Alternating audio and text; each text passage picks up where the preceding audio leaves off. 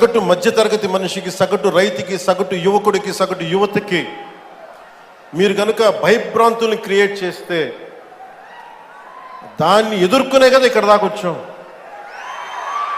మీకు 151 సీట్లు వచ్చినప్పుడు కదా, నేను 2 చోట్ల ఓడిపోయినప్పుడు కదా మేము ఎదుర్కొని బలంగా నిలబడింది.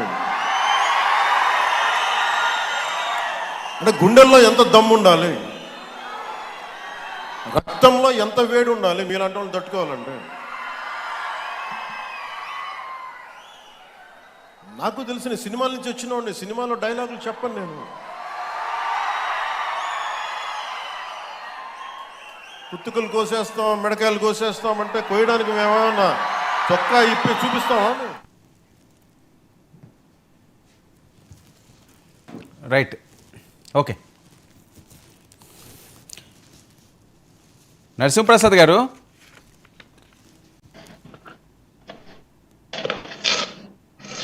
సార్ వినిపిస్తుందా సార్?